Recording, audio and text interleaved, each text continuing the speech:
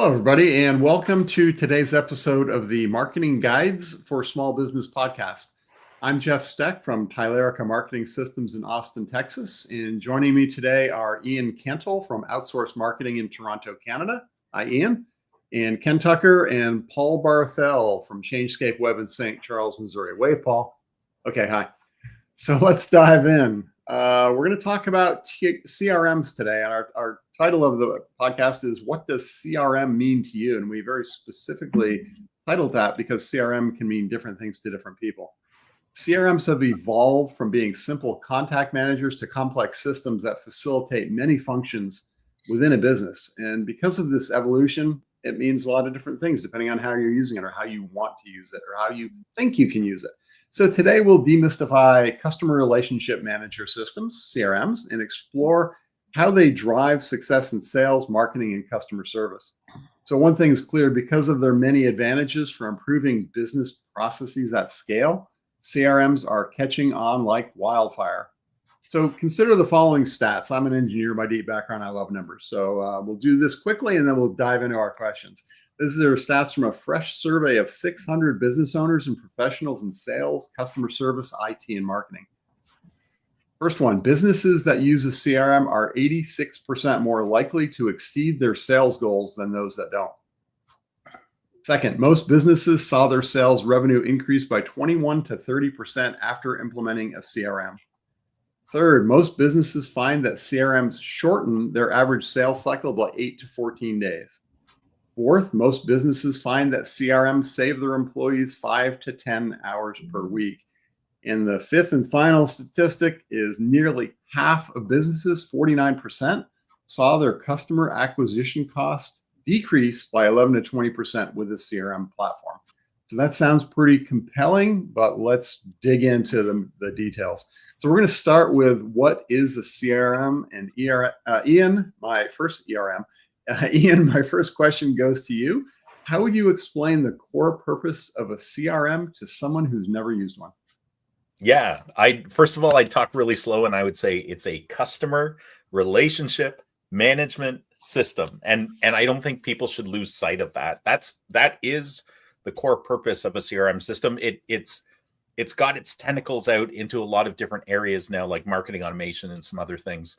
And even customer intelligence, which is very cool. But it's really about how do we as businesses effectively track, organize, manage, and keep information about our customers and prospects at our fingertips, at the touch of a button or at a phone call that could actually pop up and prompt you with information about the person calling you. How do you do that? And the best way to do that is to leverage a system like this, where you can track phone calls, you can keep notes, you can have custom fields, you can do all sorts of things. But the whole purpose is really so that you have an intelligent way to have a conversation with your customers and prospects. The antithesis of that, I think we've all experienced, and that's where in Canada, we have three main telecom companies. There's a few others, but they're all kind of owned by the same guys anyways. And these guys, because they have this monopoly, they're absolutely horrible at customer relationships. And even though they have CRM systems, they don't use them well. And they have all these disjointed systems that talk. So as an example, the one that I was with for, it was probably 15 years. I can't tell you the number of times where I would update my contact information with them. Like they're like, Mr. Cantel, are you still at, this and this address and at this and this number? And I'd be like, nope, haven't been there for 15 years, And so you'd update them. They did the right thing. They did the right activity. They were even putting it, at least I assume they were, into their CRM system, but they had a problem. Either their people weren't trained to check the CRM system, or they had a broken CRM system. But that's the antithesis. Or they forgot to hit the save button. Yeah, and these are Fortune 500 businesses, but that's kind of the antithesis, or the reverse, or the opposite of what we're talking about.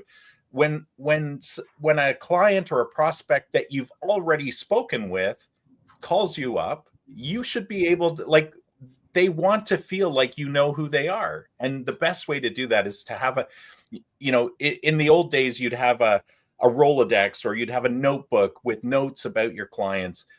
This is far more intelligent. It's easier to use.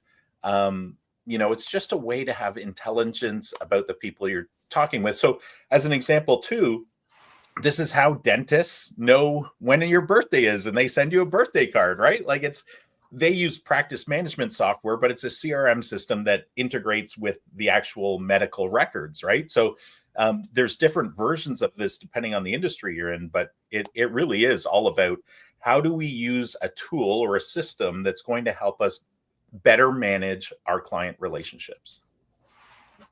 Yeah, I think that R in CRM is probably the most important letter, right? It's all about relationships and strengthening relationships. And then you can get into, customer loyalty and differentiation. You're not just a number. A lot of the things we're going to talk about later in the podcast.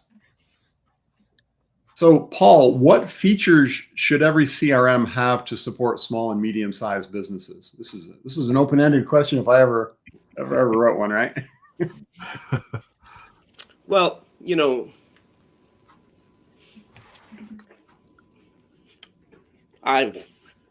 I've been in business for 20 years and I don't need no CRM. That seems to be a common response. But CRMs, they've been around for a long time, and the better ones have really evolved into being what I consider like a complete marketing platform. It's more than just contacts. Obviously, yes, you want contact management. You want lead tracking. When CRMs first started being used, they really didn't have automation tools. The technology wasn't there. You want the CRM to be scaled. The platform we use, we can have an unlimited number of contacts, which is pretty unique because a lot of CRMs out there, for X amount of dollars, you can have this many contacts, and then you move up to another tier where you pay more to have more contacts. So that's definitely something to think about. But aside from the basics of contact management, and you want to have automations, you want the CRM to have I'm not going to get into what this means, but an open API, so that you can integrate with other software.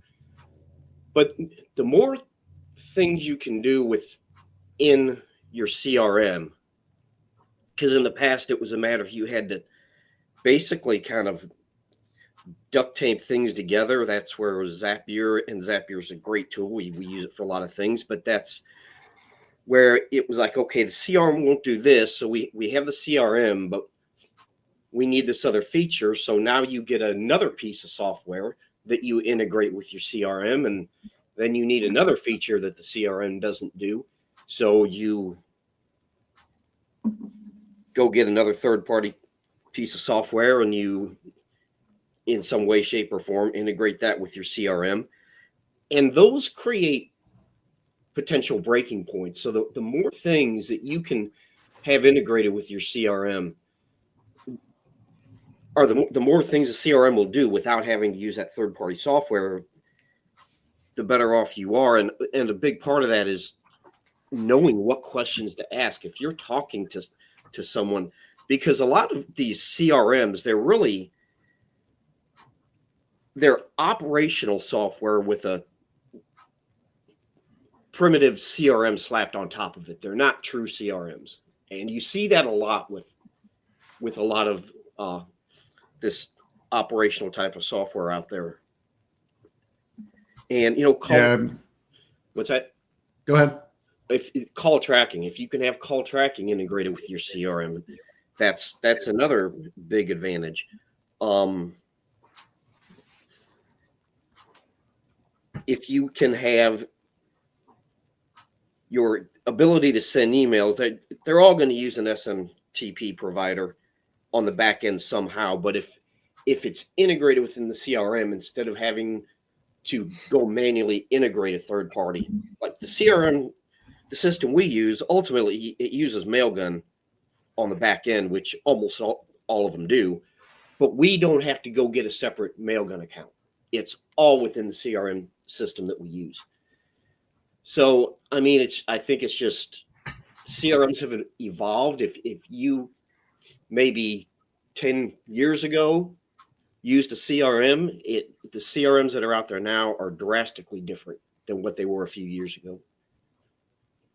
Yeah, they are rapidly evolving, and just like everything else, it's like, now with AI. The Tools are system we coming into use has play. AI voice integrated into it. It has AI chatting. Yep. It has all kinds of AI features, which a Well, lot I of think, them don't have, at least not yet.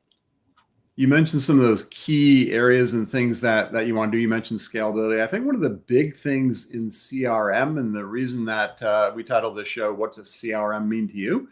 is because it's really about implementing a business process, right? And every business has their own business process. I think we're going to talk about that a little bit later too. It's like, you conform to the CRM, or does the CRM conform to you? But at the end of the day, it's about pulling a lot of things together in one place, making it easier, making it more effective, and providing a better experience for your customer. So Ken, let's kind of go counter a little bit. What are some of the biggest misconceptions about CRMs, and how do they differ from reality? Yeah, so I think a lot of people think that they can't afford a CRM, or that they're too complex to be able to use. The reality is that anymore, as Paul kind of started to talk about a little bit, CRMs have been started to incorporate a lot of features so that if you buy the right CRM, you can actually effectively eliminate many of the other tool costs that you have. And so historically, if you had been doing a pretty robust marketing program in the past, you had to have a landing page builder. You needed to have, probably an email marketing system. You might have had a simple contact management system. Just a few examples there, that every time you created a new sales funnel where you were driving people to a landing page to get them to take an action, and then you were going to nurture them and try to deliver that asset to them, you classically had to use and integrate 3 different tools.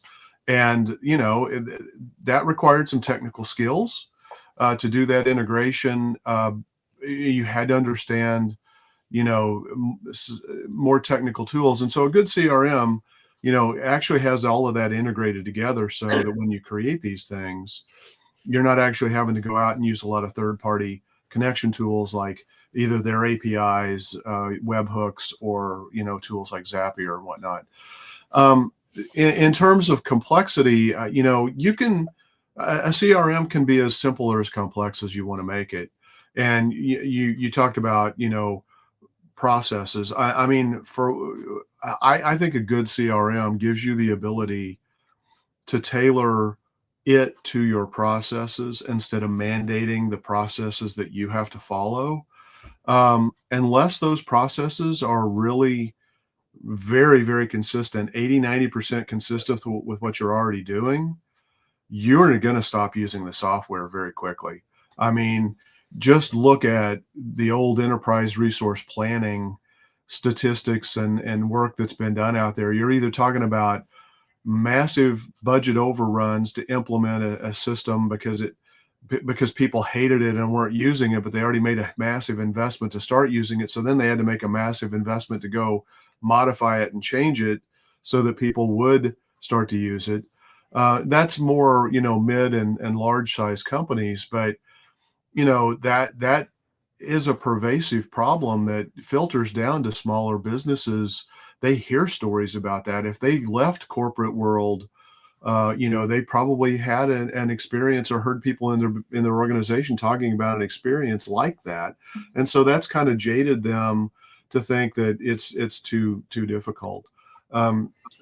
Really, in this day and age, speed of response, we've talked about it over and over and over again, is such an important thing. And if you don't have a system in place that allows you to be the first business to respond and consistently, and so response is step 1, step 2 is follow-up. And that's why CRMs exist and where their real power is. I know we're going to get into that more in a minute, but they're easier to use than they have been in the past. I would caution our listeners and viewers to not buy a solution just because it says CRM, that they've branded it that way. Because look, everybody's trying to brand themselves as an AI tool and a CRM, from that classic space. Contact management systems or email marketing systems, MailChimp calls themselves a CRM now. And MailChimp historically was, one of the very best, easiest to use tools out there for people to do email marketing. So it was a fantastic tool. We all loved it when it first came out. It was kind of a, the cool new tool that had a great user interface for a very long time. They're trying to add on and bolt on functionality that really isn't in their wheelhouse, just to remain relevant and keep their subscriber base. So I would caution businesses about staying with a tool just because you know how to use that one feature that you absolutely love at the expense of getting a tool that's really robust. Because here's the news flash, folks. Chances are the price for a real true CRM could be about the same as what you're paying for your literally just the email marketing tool that you've been using. Because as Paul mentioned, they typically charge by the total number of contacts that you have. And so if you've built up contacts, your price goes way up. Keep, formerly Infusionsoft, has that same model.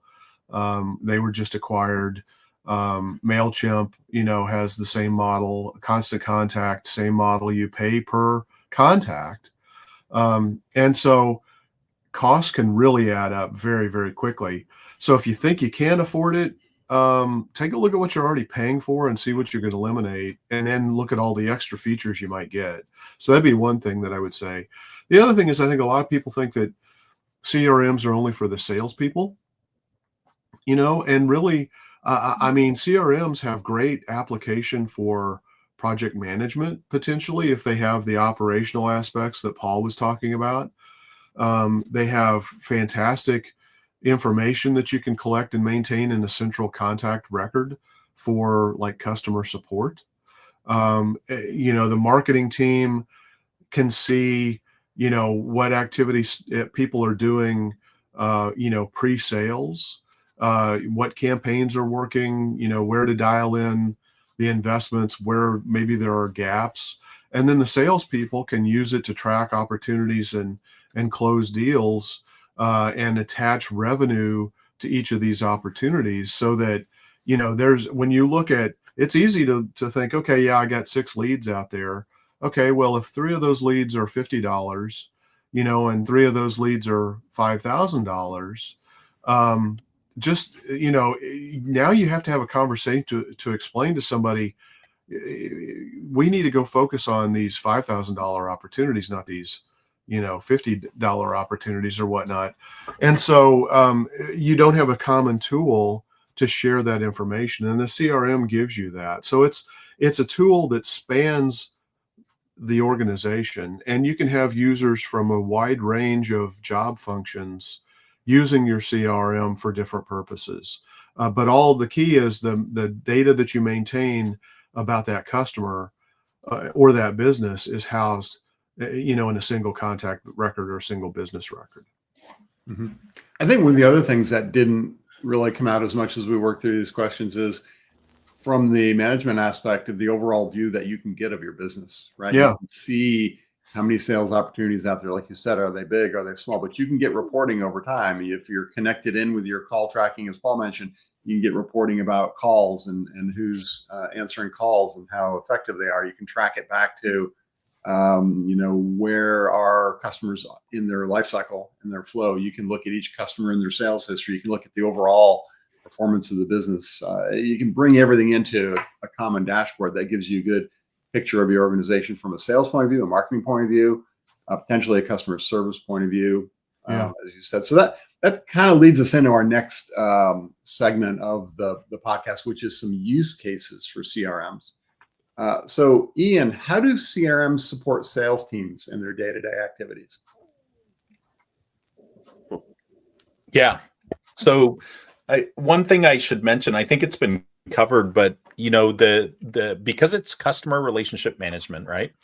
This covers every single touch point your business has, and although I think oftentimes, because our agencies and a lot of our clients are modest in size, meaning they might be, the average client might be, 30 employees or less, right?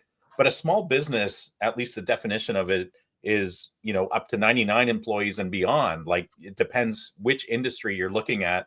Manufacturing is much bigger than that, right? Some of it has to do with revenue. So I wanted to touch on that because the use cases you have differ greatly depending on the structure of your business. Mhm. So if you're say you have a small roofing company, you have two sales guys, two sales people, you have a receptionist, you have a support person, you have installers, you have management, and there might be a whole bunch of other jobs in there as well.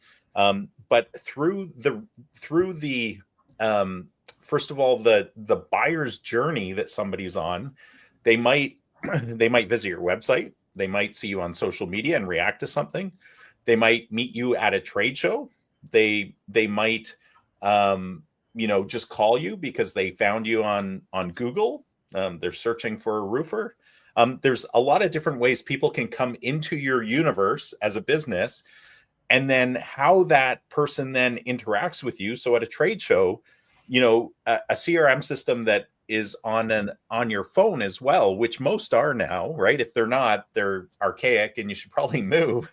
But your sales team or your team that's at the trade show can take notes on the person. They can use a QR code so the person can enter a contest, and then you automatically get their information. Like, there's a bunch of different things, but they can take notes.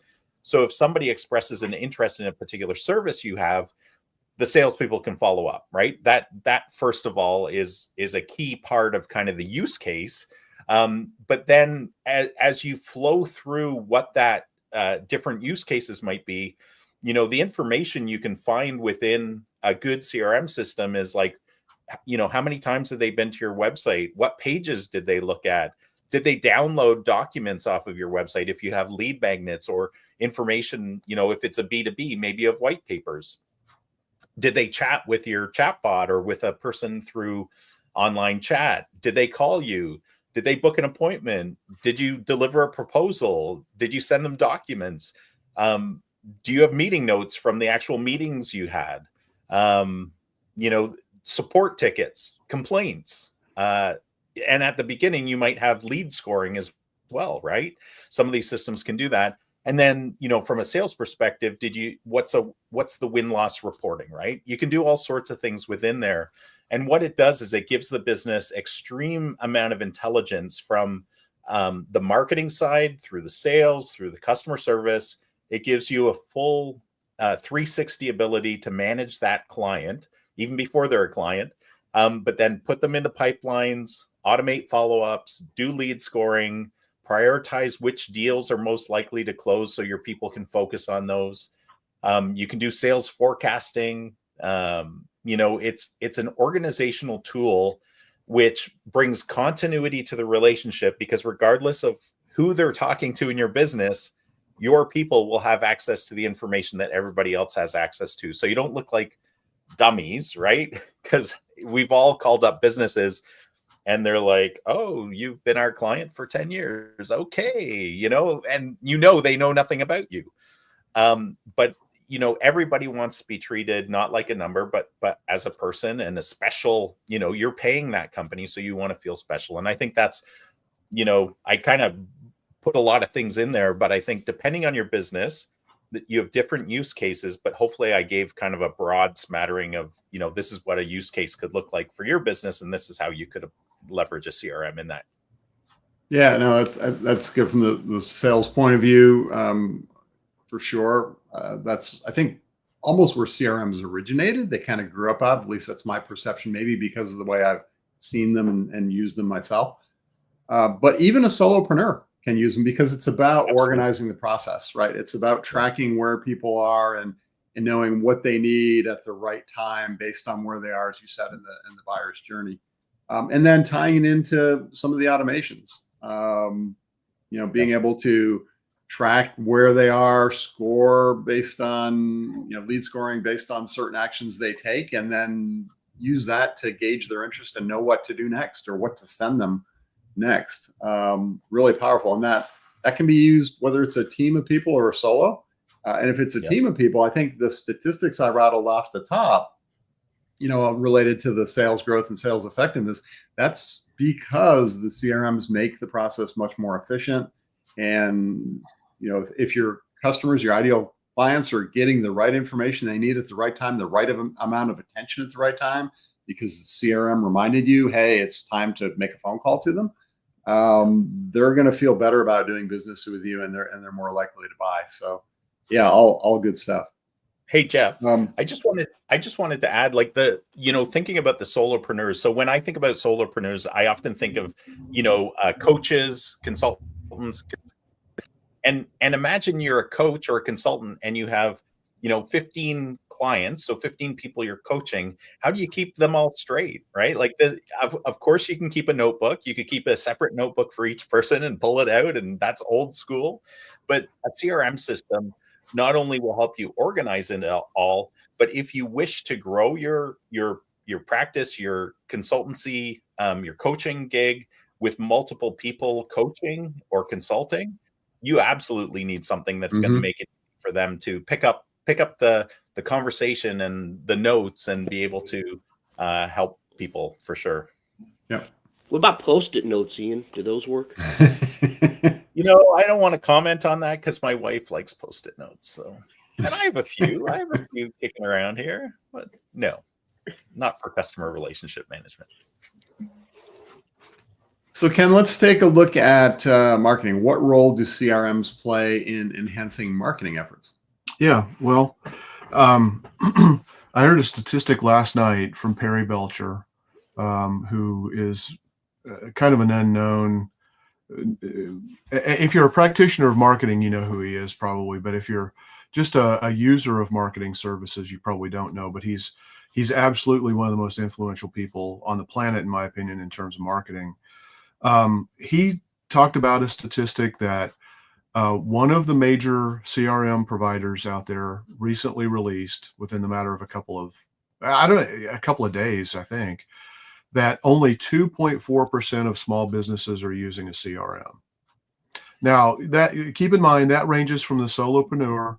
There are, for every 100-person business, there are, exponentially more single-person businesses, right? So there's a wide range of business size and business type in that overall statistic. But what that leads me to immediately think is, if you're using a CRM, you probably already have a leg up over your competition. And so it creates a competitive advantage.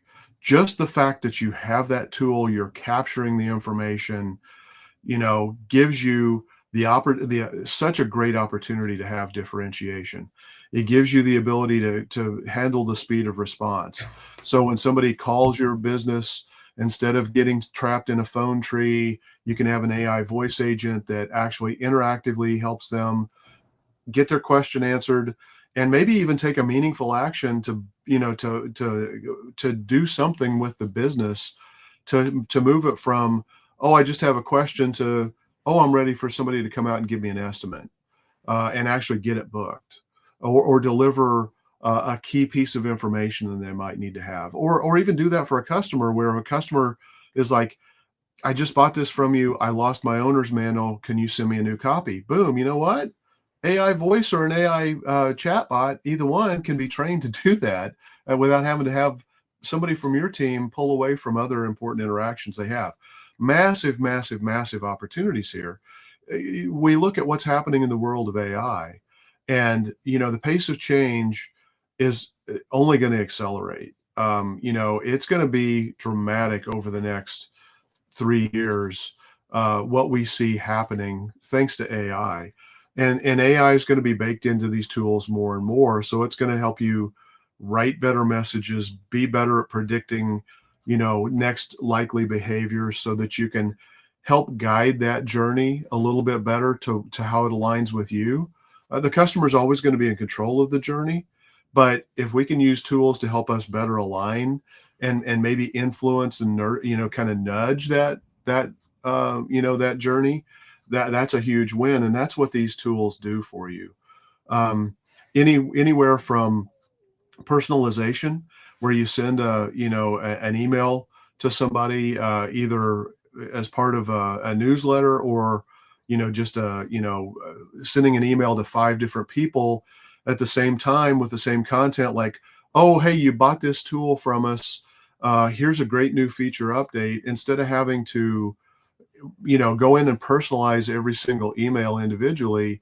With a CRM, it can pull that in for you, and email marketing tools can do that to a degree as well. But but the segmentation and the personalization is a really important aspect of this. Automation is massive. I talked about AI, so you combine automation and AI together, and you have the ability. Look, it all requires human oversight, so you can't just set it and forget it, but it can accelerate the process where you can actually do more with less of your time, as long as you're focusing on making sure that somebody has that quality assurance and oversight role before you actually execute the content, the campaign, and whatnot. But marketing automation and AI in combination is a game changer.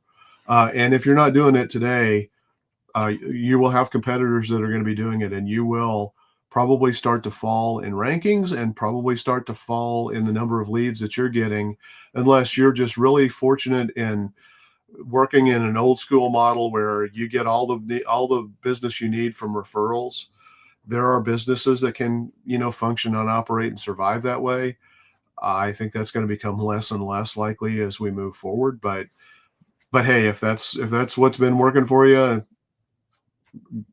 congratulations. But I think you're monitor taking it, serious because it may risk. not be working.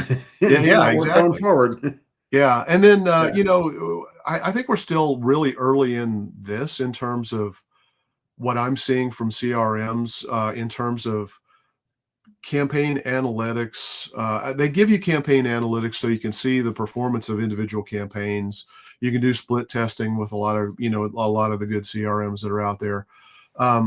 What we're not seeing yet is the AI interpretation of the campaign performance to suggest improvements for your next campaign. Although I'm sure that that's going to be coming very soon in many of these platforms. I'm sure it's already there in larger platforms like Salesforce, maybe a HubSpot, but you're talking about, 10, 15, 20-fold increase in price for what a small business CRM typically is when you're getting to those tool levels.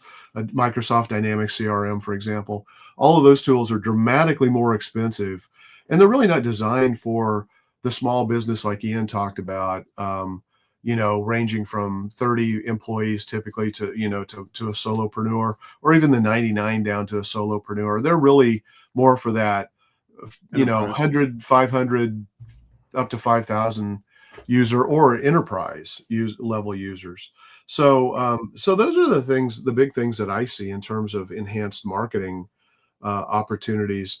Literally just using one, getting standardized processes in place to capture information, and building automated campaigns to automatically follow up and nurture with people, or send reminders to people if you haven't had an interaction with a customer for 60 days. Is it time to send a notification to somebody on your team that maybe they need to reach out? Again, that's going to vary. That time frame is going to vary based on the type of business that you have. If you're a roofer, that wouldn't make sense. Maybe 60 days after your roof was installed to follow up, or 30 days after the roof was installed, just to make sure everything's good. You can automate that. And instead of, because we all get busy. And when we get busy, what do? We forget things. And when you forget things, people start to feel taken for granted. And so this gives you the tool set to make you better at closing, better at follow-up, better at nurturing, and just better at maintaining that relationship. Like you said, Jeff, the R, that's a really important word in the CRM acronym. Yeah, Ken, you said a couple things back to back in your first part of the answer to this. So I want to go back and hit on a little bit. You talked about the automations. You talked about human oversight Yeah. and not just relying on automation. I can't agree more.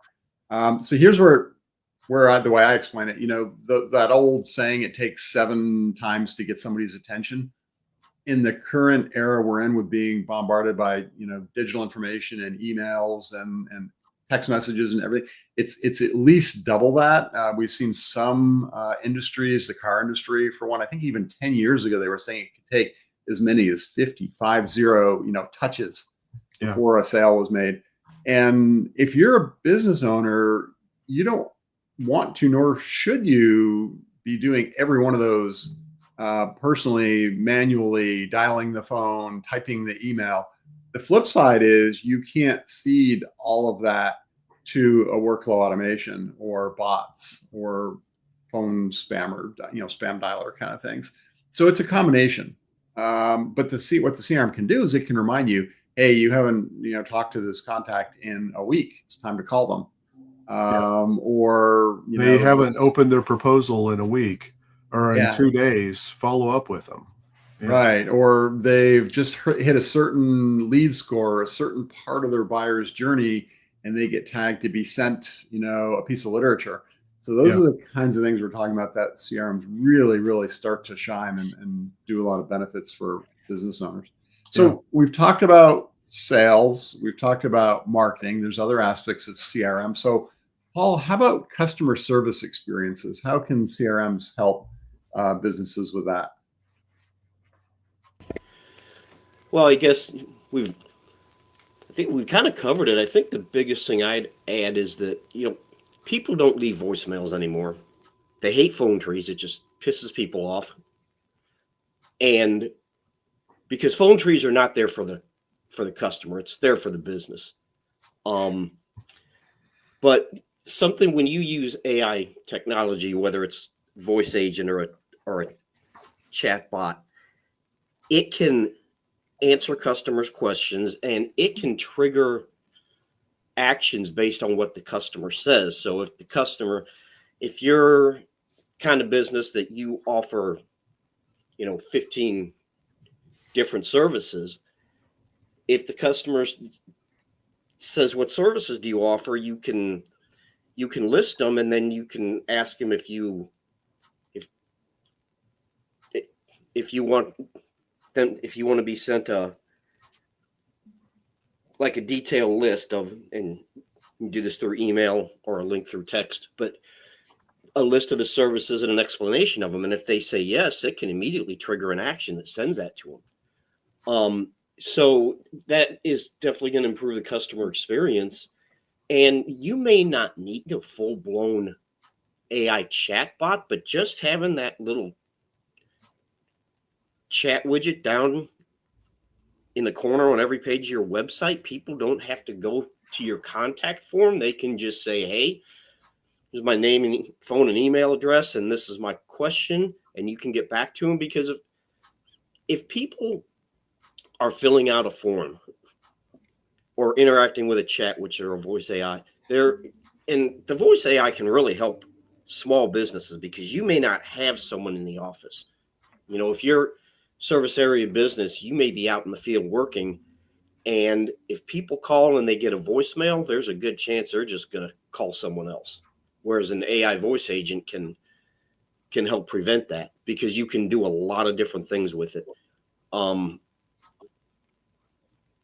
So if cheaper you're than having not, a human. What's that? Cheaper than having humans do it. Yeah, that's what I was going to say. And more consistent and more accurate once they're properly trained.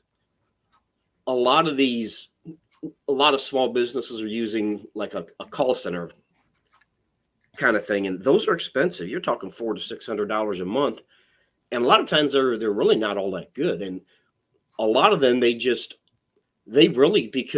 they're not dedicated to just your business, they're answering calls for a lot of different businesses, and all they do is take down the information and pass it on to the business. If the caller has questions about services, or any of your frequently asked questions, which every business should have on their website, by the way, they probably can't answer them. All they can really do is say, hey, I'll have someone from the business reach out to you. And it's better than nothing. It's better than not answering the phone, but that's not the best customer experience. Mm-hmm. So I think if you look at how did specifically, call in or let's just say call in customer support, somebody has a question, it's evolved for the benefit of the business at the expense of customer service, right? It evolved. Let's do away with the receptionist. We don't have to pay a receptionist to route calls if we have phone, menu trees. Let's push the call center offshore because it's cheaper. And now you've got customers that are annoyed because they can't figure out where their question fits into the tree. They can't talk to somebody that understands their terminology and they can't understand them because of an accent. And now this is all changing. It's all coming back with, we talked about AI conversation on a phone answering. If somebody can actually, hey, I want to know, what are your hours? And the thing can just respond. Or, for a roofer, do you service metal roofs? No, I'm sorry, we only work in asphalt shingle. Those kinds of things, they're happening right there on the fly. They're and the answers people want, and they're easy to understand. And if it hits something it can't handle, then it says, let me get somebody back in touch with you. And it's the best of both worlds. It's efficiency and economy of scale for the business owners, and it's a better experience for the customer. Yeah, not only does it there's also a customer service disruption that happens when you have to stop and answer the phone. So if you're a hair salon, and you're a stylist and, you're closest to the phone, or you're the only one there, nobody is there to answer the phone. What do you stop doing? You stop cutting the hair or, whatever treatment you were, or whatever you were doing, whatever service you were providing, to go answer the phone. We all can identify with. It's like, wait a minute, I was here first. Why are you giving somebody else priority over me when I was here first and you were working and you're halfway through what you're doing with me? That's not a good customer experience, folks. So, and 9 times out of 10, it's to answer a spam phone call. Oh, we're trying to sell you a water cooler for your salon, or, something that you're not actively looking for. Or it's to answer questions like, are you open on Saturdays? Do you offer this type of hair coloring? And that can all be answered in a super quality way with AI, whether it's a text widget on your website using AI conversation, or it's an AI voice agent if they're calling your business. So there's a customer service disruption factor that people aren't factoring in as well. Let me pop up a level 2 and say, from the overall experience point of view, it's not just how people experience it in the interaction, it's how they experience the overall service event. So if you're a business that takes service calls or has to respond to support requests or those kinds of things, again, going back to the business process and using a CRM to implement moving things through a business process, you could conceive of a pipeline in the CRM term, a workflow where somebody makes a request and then it gets looked at by somebody and it gets sent to R&D, whatever your business, whatever that workflow is through resolving an issue, can be tracked into CRM. And what does that do? It saves you having to, that's in my email someplace. Oh yeah, 3 weeks ago, somebody asked me about that. I forgot about it. I got to go find their email buried below the other 3,000 emails at the top of my inbox, right? CRMs are huge for organizing and enabling business process, and that right there can be gold in the customer experience. Yeah. Ian, we don't mean to be cutting you out. Do you have any thoughts on the customer service aspect of CRMs before we move to the next one? Yeah, I think it's all about, if I were to sum up customer service with CRM systems, it's really about the continuity of care and relationship, right? Like if it brings a level of continuity that you can't possibly have any other way, even if it's a solopreneur, but especially if you have team members. Once you start introducing more and more people to the relationship, you need to have this tool to help with continuity, and I think that's a really important thing. Yeah, I think everything else that was covered was really good. So let's we're about 15 minutes to go here. Let's move into our third segment, which is a little bit of a deeper dive into some of the specific aspects of marketing and CRMs. I know we've been hitting on a bunch of this already, Paul, but can you just kind of maybe recap or highlight some of the key benefits of using a CRM for marketing automation? Yeah, I think some of the biggest things are it saves time. It saves your staff time because they don't have to do repetitive tasks. We have a client that wasn't using a CRM, and then they finally got someone in the office that saw the value in this. And when someone books an appointment, even if they don't self-book, if the person that's booking that appointment is using the CRM and puts that appointment on the calendar, it immediately sends out, it triggers a workflow that sends out an email, says, here's what to expect for your upcoming inspection. It's mold inspection. Here's what you need to do to prepare. And it has a picture of the inspector, because you're bringing someone, we've talked about this before. You're letting someone into your house. So here's who's going to be coming out. And then once that inspection is completed, another automation is triggered that tells them when they're going to receive their report and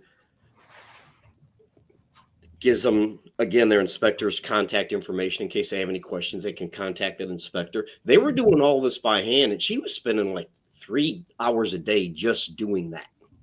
Wow.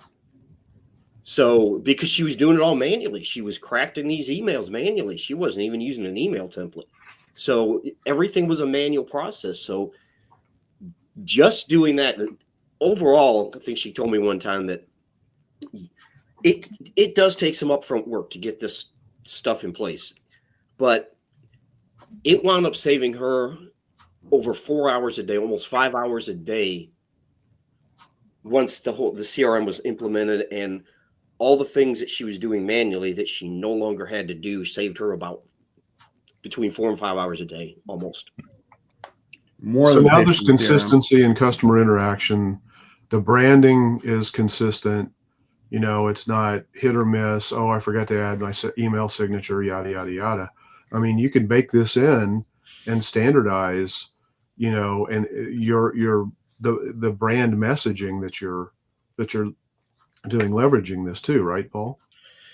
Yeah. Every email that goes out has their logo in it, their contact information. I mean, she was working 10, 12 hours a day.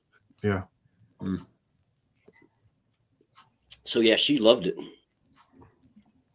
So Ken, you know, I have to ask the omni-channel question. We talk about omni-channel a lot. So yeah, how do CRMs support omni-channel marketing strategies?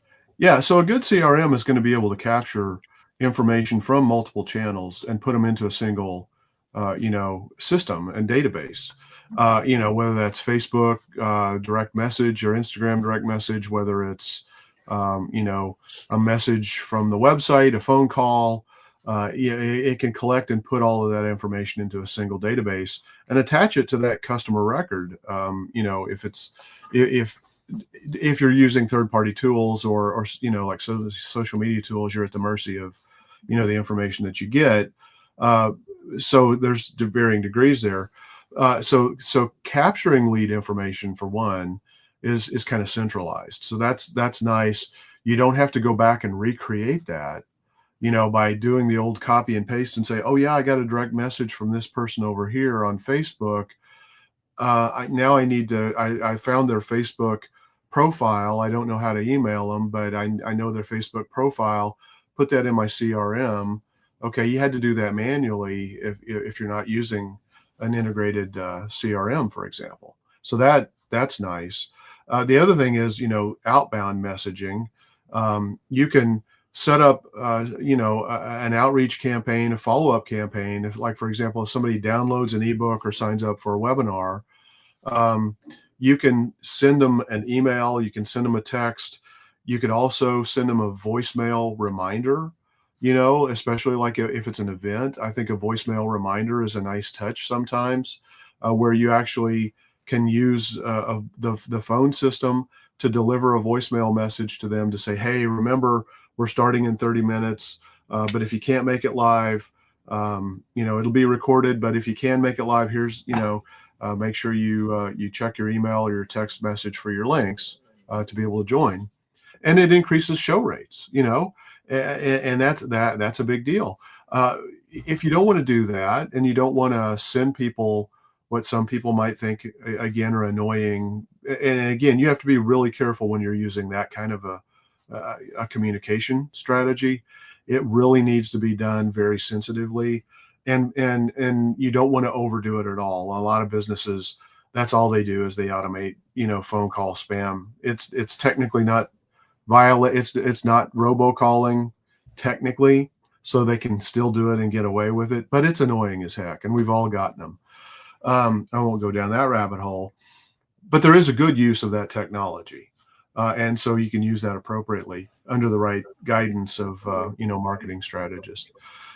But what you can also do is you can also use a CRM to send a notification to your project manager or to your salesperson, depending on, the message that comes in, to say, hey, this person just contacted us. Or, as we've talked about, it's been 3 days since they've downloaded this ebook. Here's a reminder, give them a call, see if they have any questions, and send that message to your salesperson. And the salesperson can get that message, and they can literally, just tap on the message and place that phone call without even having to look up the customer number if you set that up right. So there's a productivity gain there. And there's also, you're not letting your leads and your follow-up fall through the cracks.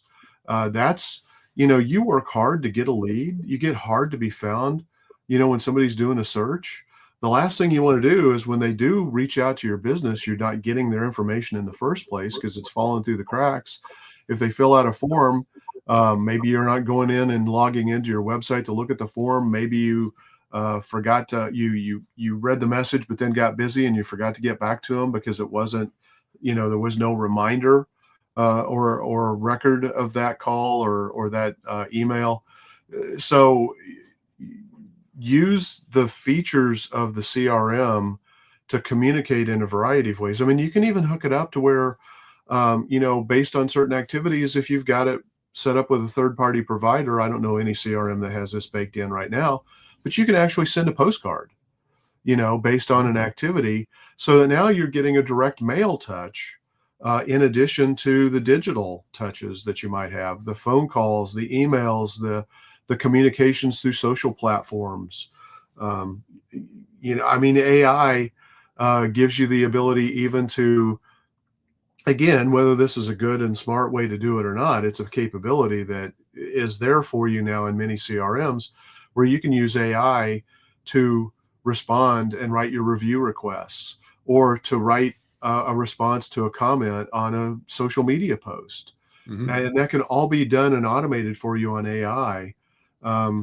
Again, I'm not here to argue whether that's the right or wrong thing to do. There are a lot of bad applications for that, but there are some good applications for that.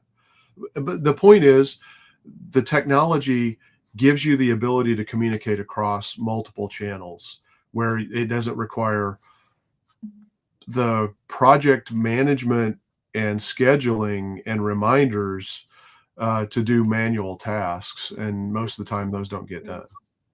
I think one of the really cool things with this CRM, I can think of some of them almost being the quarterback of omnichannel, or at least multi-channel, if not everywhere. Yeah. Because you said like direct mail out postcards may not be there yet. It will be soon. But certainly for multi-channel approaches, emails, text, the ability for one place to kind of be the quarterback of what goes out when, and also adapt. If somebody replies via a text message, you can now personalize the next email they get. So there's a lot of really cool things that you can do in there. Yeah. We're coming up on time. I want to get to Ian on this question. And so let's do that. Let's jump to insights, Ian, your question is, what insights can CRMs provide to marketers, and how can they act on this data? Yeah, I mean, it depends on the CRM system, but I know, the one that I think all of us here use, but also other ones I've used in the past. The better the CRM, the better the metrics, analytics, data, insights, all of that kind of stuff. The key is, if your CRM system can track something, if you can do something through it, it should be tracking it. But key metrics like lead scoring, so having different criteria about what things you want to add scores to when somebody does something. So if they visit your website, it might be, a small score. If they fill in a form, that might be a much bigger score. If they have an appointment, again, it's so that you and your team can actually look at the value or the prioritize reaching out to people because they're showing interest. Connecting campaign or even all marketing ROI to actual revenue. I mean, that's kind of the gold metric, where for any marketer, for any business that's investing in marketing, you want to create that direct connection between, here's the marketing we're doing, here's the revenue we've produced, which marketing strategies and tactics influenced the sales, right? I mean, that's how you know, hey, we should be doing more of this or less of this. So that's a real key one. Customer lifetime value, engagement rates, data-driven decisions. I would say, like, I'm just going to list a whole bunch of things that a good CRM can track. Contact lead scoring, I mentioned. Lead source reporting. Where did these people come from? Contact activity. Are they stagnant? Are they active? Are they looking at emails or aren't they looking at emails? Are they talking to people or aren't they talking to people? Segmentation. Who are the people in our contact database, whether they're customers or prospects or contacts? What are their demographics? What makes them unique so that we can talk to them? Appointments, canceled appointments, email analytics, funnel analytics, form analytics, call analytics. I mean, conversations and messaging analytics, conversion rates. But, all of those things can be tracked in a good CRM system, and it can be overwhelming. But the point is, if you can track it, you can use the data-driven insights to guide decision-making and ultimately connect that return on investment from what you're investing in. And I think those are the key insights that you need to make sure that your CRM system can do. Yeah, it's you hit on a bunch of things there. It's essentially the pulse of your business, right? And the lifeblood of your customers and the relationships you have with them, and where they're going, and allowing you to look at things and make decisions and make adjustments. Are there any pitfalls of all this stuff that we have available? Are you asking Yeah, generally? I would say in general, or related to analytics and that kind of stuff. Well, let's say related to the things you just rattled off, and then we go to Ken for the in general answer. Yeah. I think a lot of people get stuck on vanity metrics. So an example of that, the easiest example is just like social media or some email metrics that don't really tell you anything about the story. So I think vanity metrics, meaning they're just vain. They just kind of pump you up, but there's no substance there. So you got to be careful about which metrics you care most about. And then Ken, did you have a more general? Well, I was just going to kind of dive in. I think one of the big challenges that businesses have is, if they do decide to make an investment in a CRM, what's the primary use case that they want to try to use it for? And I would just say, don't try to eat the elephant all at once, right? I mean, you eat it a bite at a time. If you have customer churn, then maybe and you're losing customers, and you're constantly fighting to stay where you're at, then maybe you need to really look at implementing the customer service aspect of a CRM. But if you're not getting the leads that you need to have to grow, then you need to look. And look, this is probably the thing that I think almost every business could use as a starting point. If you literally just use it as a way to start initially capturing all leads in every possible source. And again, that's implementing like an AI voice solution, so that you capture the people who aren't leaving those voicemails. 80% of people don't leave voicemails if they get voicemail. And then nurturing people to so that you're automating and implementing better follow-up procedures. Those are the two things, and I think that's the primary use case I would say almost every small business can immediately take advantage of. But like I said, if you have a bleeding neck issue, like you're losing customers because of customer churn, then you can use a CRM to address that pain point specifically and implement a better customer satisfaction, customer support process. Sure. If I So can just add Go a ahead. plug, I know a lot of businesses struggle with choosing like what CRM because it's a very noisy space. I always suggest to people exploring this, whether they're clients, contacts, whatever, is ask an expert to help you through this process, especially an expert that knows what you're trying to achieve as an end goal.